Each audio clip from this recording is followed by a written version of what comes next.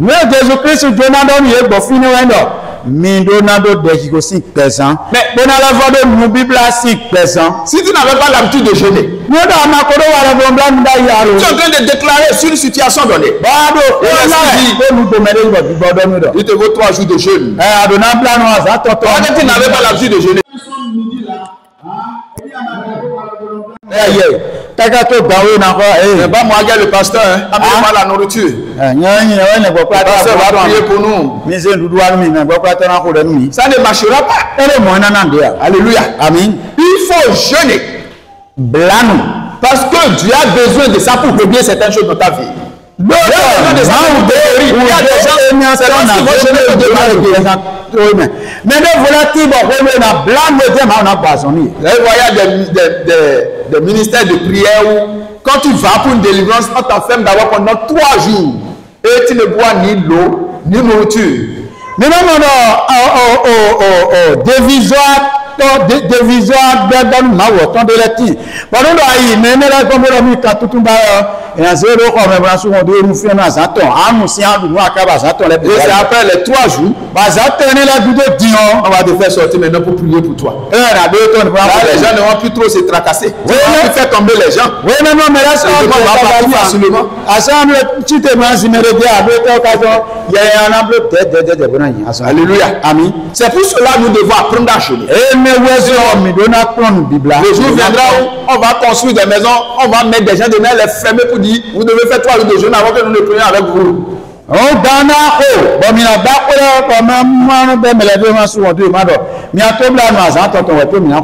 Alléluia. Amen. On a besoin de jeûner. Et il y a la puissance dans le jeûne. Vous allez voir. Le jeûne d'Esther. Esther a fait jeûne de 3 jours. Elle a été exaucée. Vous allez voir le jeûne de Daniel. Daniel a jeûné pendant 3 semaines. Alléluia. Amen. Et malgré qu'il y avait, dans l'invisible, il y avait une guerre qui se déroulait. Et l'exaucement a été retenu. Dieu a tout fait pour libérer son exaucement. Daniel kuna si konton ko gbele cho Daniel va kamboro de me bibla de ko to ma blo we na blo le bi bon sagon et resikon wan Daniel. Alléluia. Amen. Dieu a tout fait. Ma blo me et we pele bi. Étant dans le jeûne de la prière, le jeûne de Dieu. Il ne peut pas ce qu'il veut. C'est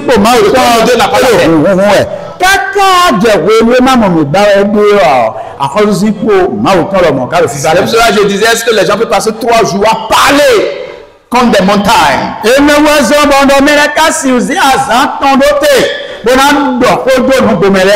Les montagnes qui vous empêchent d'obtenir ce dont vous avez besoin. 3 jours pour parler contre ces montagnes.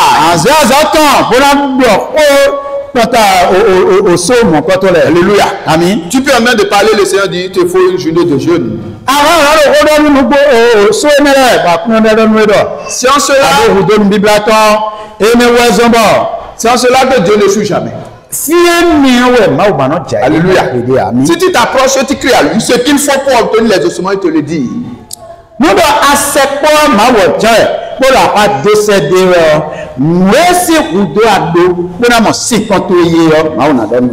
Le chrétien qui passe un an sans jeûner. Même pas de jeûner à l'église, on ne jeûne pas. On ne peut même pas jeûner jusqu'à midi. On ne peut même pas jeûner jusqu'à 13h. Si c'est à cause d'une maladie, dis Seigneur, je vais jeûner. Tu ne vas pas mourir. Il faut jeûner, la maladie va disparaître. Comment il faut aller à 14h, 15h?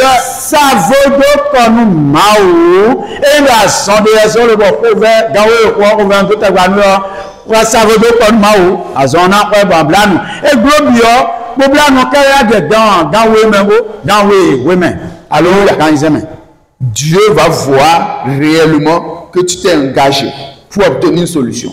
Il va t'aider à jeûner, même aller loin plus que ça, pour que tu obtiennes la solution. Nyon do ablo bomo na ma ona moro do nu bomeo aso petakin bodo mi na mo sikoyi we na no na gwa lonwe bon enlève blanc ou gandé akoblo ti tout ton Mais comme la Bible dit, il dit le ma o ma ka il y a des situations non po me de le tion vous pouvez prier n'importe comment. mais si on regarde quand début Tant que vous ne jeûnez pas, kaka de we na blanc vous ne pouvez pas obtenir la solution. mais si mo sikon ya Au fait, c'est Dieu même qui a instauré cette chose de cette manière. Personne ne peut dire pourquoi il a fait de cette manière. ma ou de si on ezeti to do ton le me bomo C'est pour cela ka di don ma wo di don e ka we ka blo bomo mi de On parle des armes de combat. wazobe wakenda wanyanu dede na do fún àwọn Les armes de combat, wanyanu da do fún c'est àwọn Dieu qui le sait quelle arme faut utiliser pour chaque situation. Moi, je ne sais pas.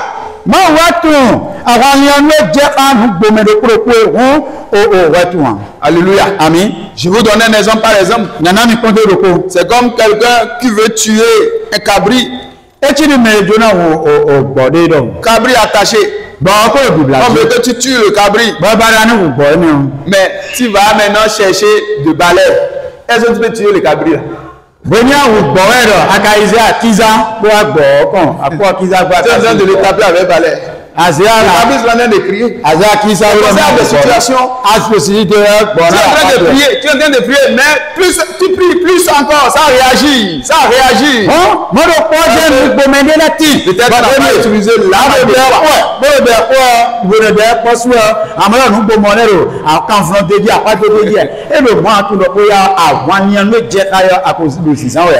Alléluia. Amen. Mais quelqu'un vient serpent qui doit tuer.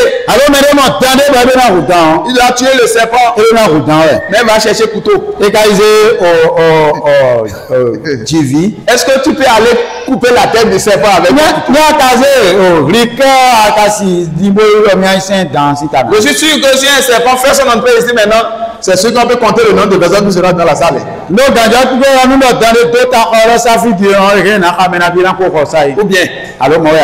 mais si tu prends un couteau, est-ce que tu peux aller tuer le serpent avec un couteau? C'est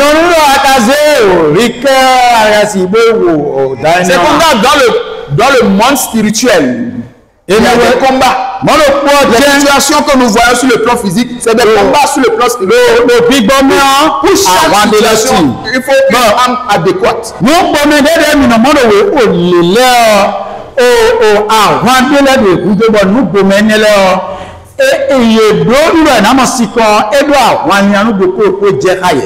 Il y a des situations où c'est celui qui a l'habitude de jeûner qui peut régler ça. C'est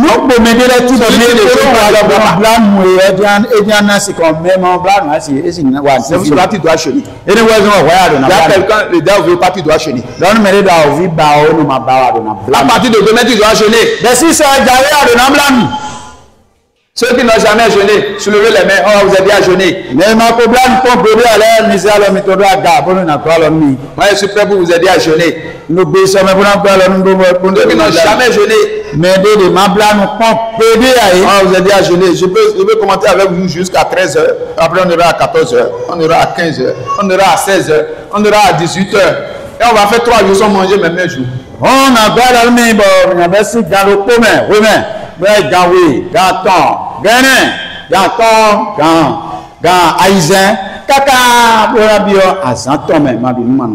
Alléluia. Amen. Tu ne peux pas le faire de seul coup, mais il faut commencer à petit coup. Donc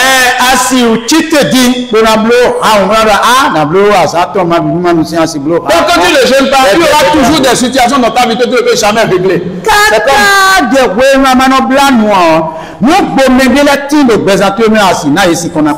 J'ai l'habitude de le dire toujours. Comme je dis, il y a des situations, tu vas jeûner, tu vas prier, mais Dieu te dit, il faut que tu danses. Si tu ne danses pas, il n'y a pas de solution. Il dit, non, c'est l'arme qu'il faut. Régler cette situation.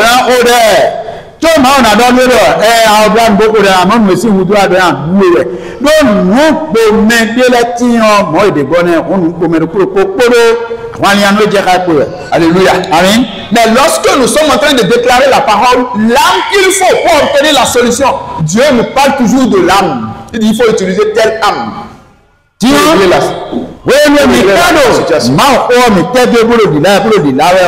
àwọn ènìyàn ló jẹ́ ká bọ̀ àṣàbọ̀dá mọ̀ sí kan máa nàdọ́ mi tẹ̀ gbẹ̀gbọ́n àdó ẹ̀yà lọ. C'est pour cela l'apôtre Paul, et le voisin le bon message de Paul. Corinthiens 10, verset 4 dit, car les armes avec lesquelles nous combattons ne sont pas charnelles, mais sont puissantes par la vertu de Dieu pour renverser les forteresses. wọ́n ní ọmọ mi ṣe gbọ́dọ̀ àwọn afúnáwẹ́yọ yèyàn àgbàzàmẹ́tàn lọ́wọ́ ìkádé ń wọ́n bọ̀ àtsẹ̀ máwùtọ́jú nàdó fún àhòdólẹ́kù. C'est des âmes, le jeûne, àwọn ènìyàn múlẹ̀ ọ gbogbo ẹ̀yìn bíbélà.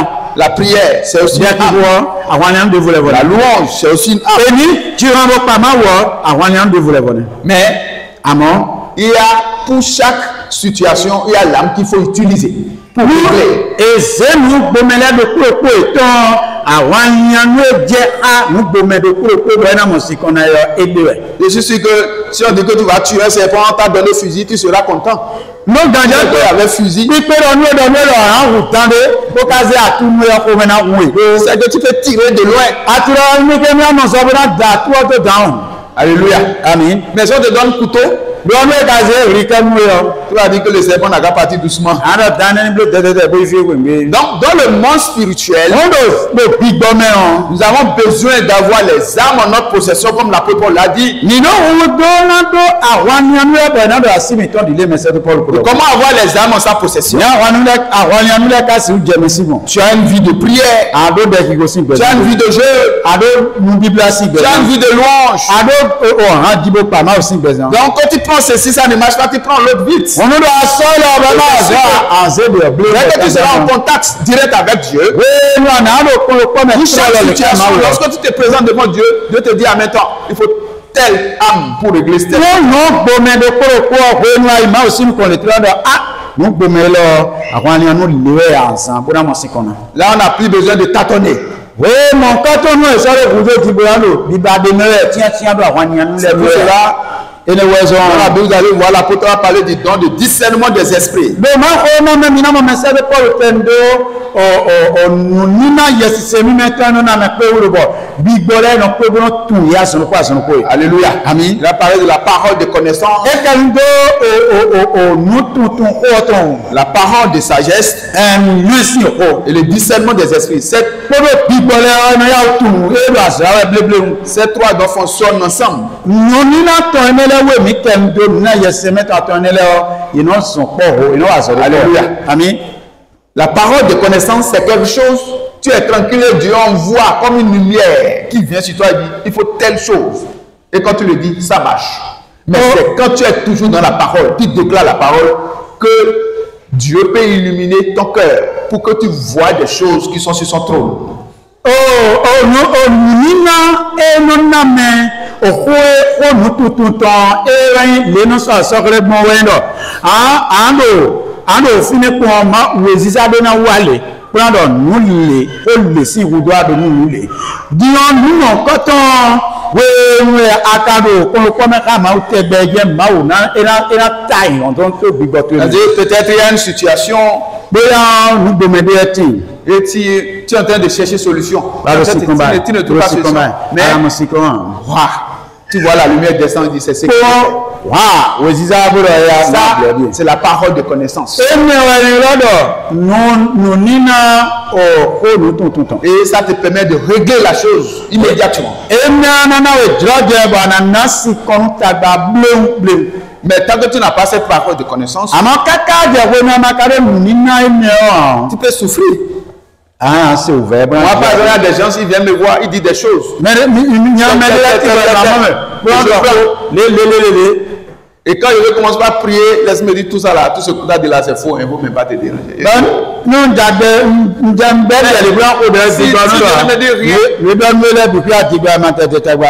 y a certaines personnes, ils ne finissent pas de parler, ils sont en train de parler, et l'esprit dit en même temps, n'écoute rien, tout ça là, c'est faux. Ça, c'est la parole de connaissance.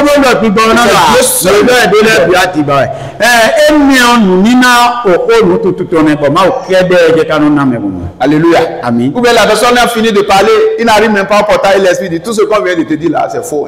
Alors l'esprit te donne les preuves en même temps. alors mais faut de oui ali bodido e je ran to gbo di abo gbogbo na do ko wa do le bi ati gba bo e na nawe mu de fe be yan ti ma na nawe bi asan ko c'est pas parce que je dis ça qu'on ne va plus me mentir, il faut toujours me mentir. E no mo so ma gba ti gba do mi han do ati gba mi te gbewo. Que le Seigneur vous bénisse. Le jeûne est important. Alléluia. Amen. Dis à quelqu'un, le jeûne est important. Je pense que le mercredi prochain, nous allons démarrer notre programme de jeûne encore. Nous avons dit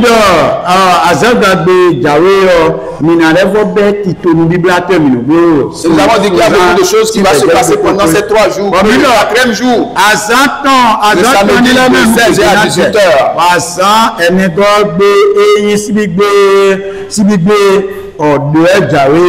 Dieu même va se manifester. Alléluia. Amen. Le thème c'est délier, le laisser aller. C'est sûr que ceux qui sont liés, Dieu va les délier. Si tu viens, si tu es lié, Dieu va te délier. Obligatoire. Tu ne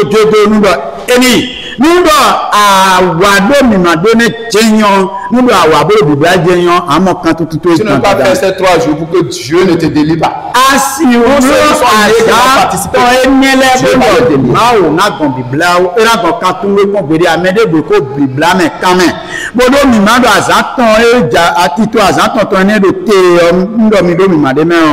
Tu as dit tout ce que nous allons délier sur la terre. Alléluia. Amen. Nous savons que nous allons délier tout ce qui est lié dans les vies au nom de Jésus. Amen. Vous êtes bénis au nom de Jésus. Amen. Amen. Question.